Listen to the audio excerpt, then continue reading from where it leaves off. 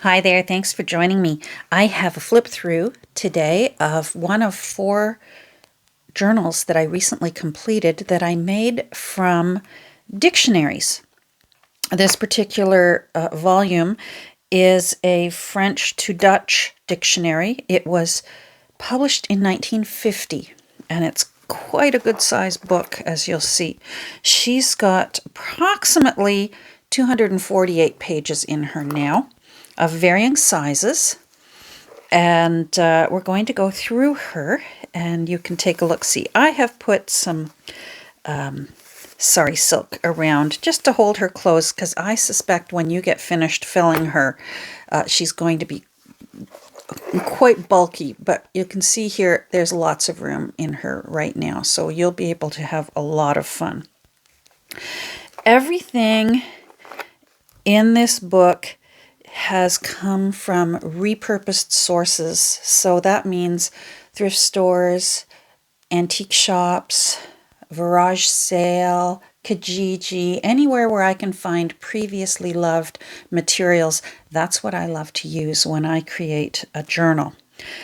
Wherever possible, I will point out if something is brand new. For example, this little bulldog clip here, although it's rusted and looks old, this little bulldog clip I have actually purchased brand new. They're very hard to find from repurposed sources, and they're so cute. I love including them.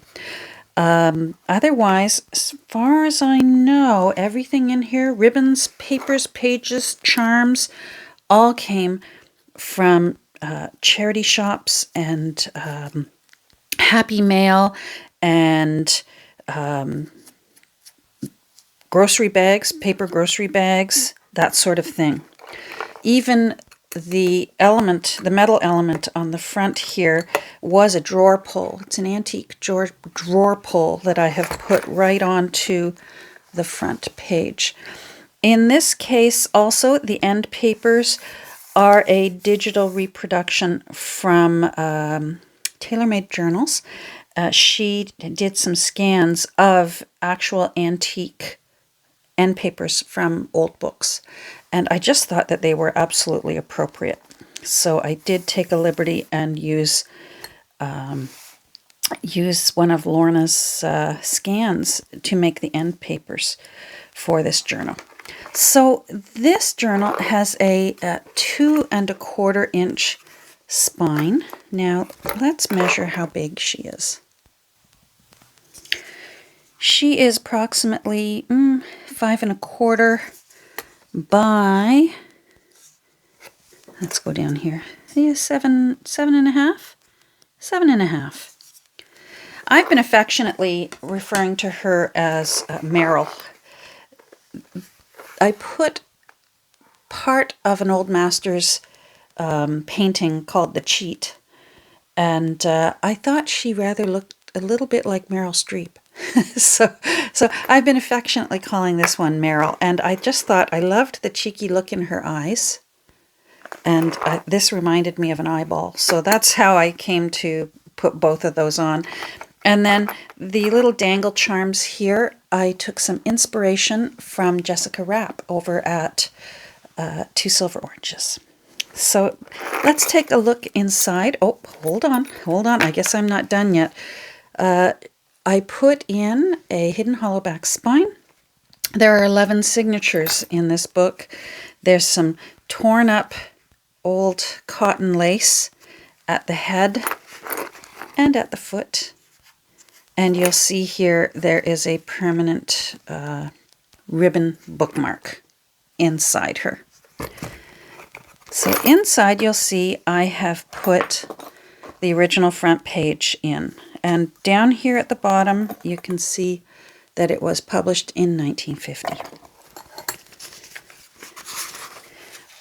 In each signature, I have put in one spread from the original dictionary. When possible, I used up what was left of the end papers to put in pockets or tuck spots. If I wasn't sure what to do with the little remnant pieces, I've just tucked them back in so that you can use them in whatever way you want. Again, laces, lots of sewing. I left the threads long. You can trim them if you wish. As ever, my journals always go home with a Two Nanas photo strip bookmark. That's my mother and my grandmother in this photo strip. And the back matches again. I made use of as much of that beautiful paper as I could. This paper is from a 1940 wildflower book. Wherever you see tea-dyed paper, I did it myself in this book. This is from, I'll have to find out what year. This is from, I believe, the 1960s, a fishing book. I just loved how beautiful the illustrations were. So it had to go in. Steno paper, and this is just a pretty old piece of paper I had, and I decided to do a little bit of stenciling on it. Some lace along the edge.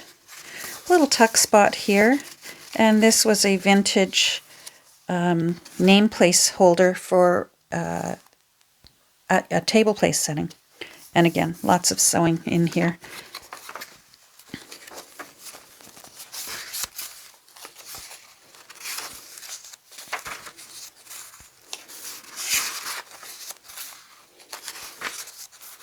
Page out of an old diary.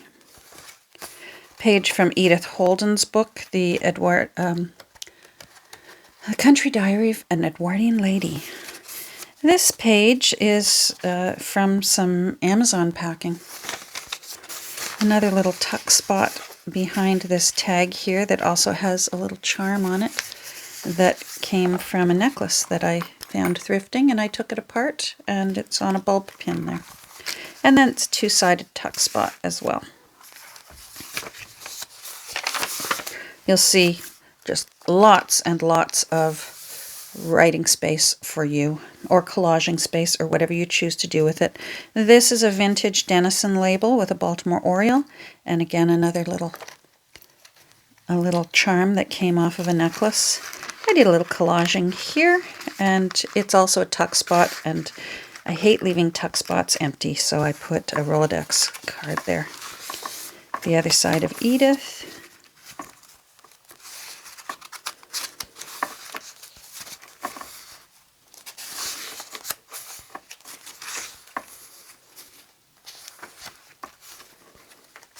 This is a 1937 Pittman shorthand textbook. And here's one of my favorite things to put in a journal. It's the spread from a guest book. I've tea-dyed it. A little piece of the ribbon that was also used to create the permanent bookmark. And I just put an eyelet in it, so if you feel like dangling something off there, you can. Some ruffled, torn paper from the same Amazon packing. Little butterfly wings there like a tab. Some more tea-dyed lace. This is a tag I made, but it's done in the style of a folio, so there's another half of it coming out the other side, you'll see. A tea-dyed folio from out of a Beatrix Potter book, a book of days. An envelope that's sewn right into the signature that I made from the page out of a book on birds of paradise. And I just put an old index card in there. It's all nicely yellowed all by itself. There's the other side of that tag.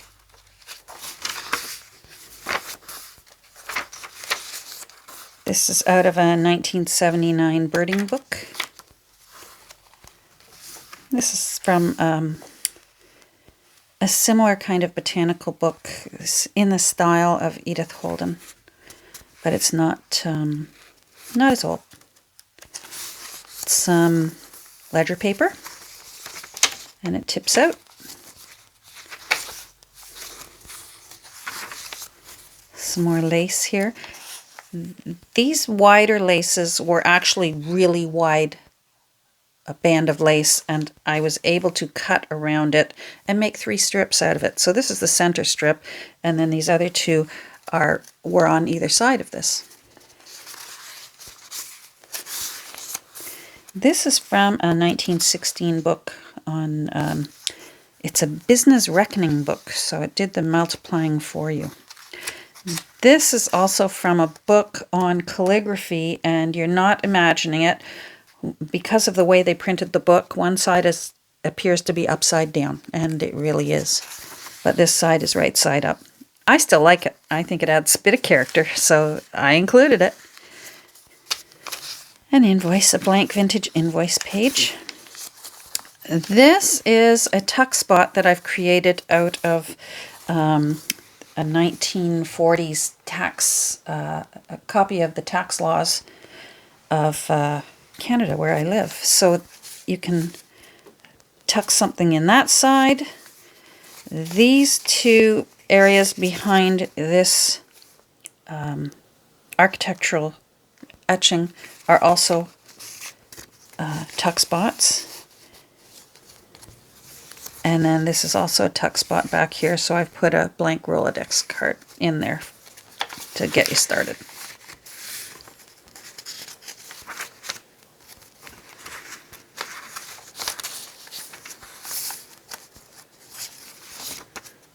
A little pocket made out of some Tim Holtz fabric that I received in Happy Mail, and I put some lace at the bottom there, and again lots of sewing, and I just tucked in a tea-dyed music flashcard. This particular dictionary had another interior folio that also gave the year on it, so I included it as well. For some reason they weren't consistent, the 4 books that I've made journals out of that are similar. They're not all exactly alike. And for some reason the publisher sometimes put extra pages in and sometimes they didn't, and there doesn't seem to be any rhyme or reason why. Every once in a while I just had fun with a little bit of either collaging or washi tape. Here's some extra leftover of the Endpapers, so I've just clipped it in using the bulldog clip. And again, this little bit of extra lace, the lace has been used somewhere along these edges, and this part was left over, so it didn't get wasted.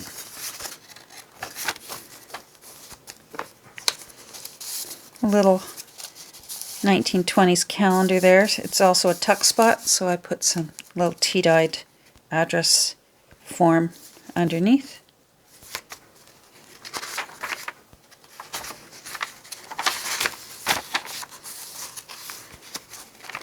Little tip out there.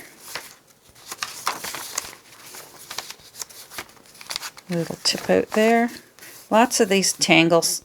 I just went nuts with the tangles. I just love it. Little bits of lace here and some old paper just collaged for fun. A little tab here that is also a tuck spot. Little ticket.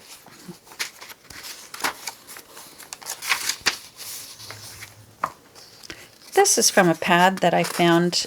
It's to make printable menus to put at place settings for if you were having an elegant meal and you wanted everyone to have their own menu at their place setting. On this side of it, because it was long paper, I made it into a tip out and I put tabs on it from a 1960s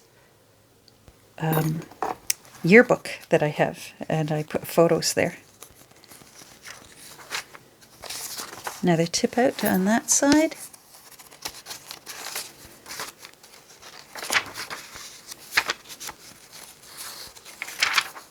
Some more paper ruffles from Amazon packaging. This is from a 1968 children's Ladybird book.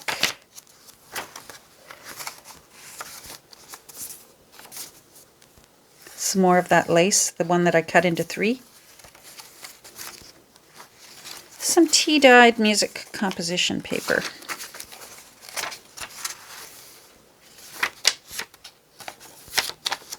This is from an old vintage school atlas.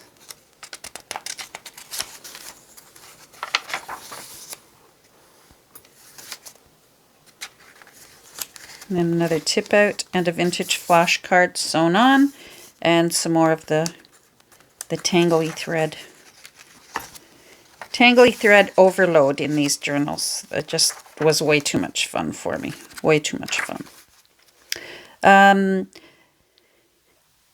For this particular journal, the leftover pieces that I had from the end papers meant that I could either make 2 pockets or a belly band in a pocket or a tuck spot. So this one has a belly band. So I've put a vintage bingo card back there, and you can use that for journaling or collaging or just have fun with that. And again, more sewing along for that little bit of lace there. And again, some more of this yummy antique end papers, and then my little signature and my little Catherine Brown Artisan Journals tab there. So this journal and some extra pages with this great big huge brass paperclip will be available in my Etsy shop very soon. I will announce exactly when I know more on my Instagram account, but plus also if you follow me on Etsy, and the link will be down below, usually Etsy will give you a notification when something new gets listed in my shop, but just in case, I suggest you follow along on my Instagram, because I'll usually give an hour or two notice what time exactly if this will be listed. If you're interested, I hope you'll head over and take a look, and maybe this is the kind of journal you'd like to have fun with. So thanks for joining me again today. I hope you enjoyed this flip through. Take care. Have a great rest of your day. Bye.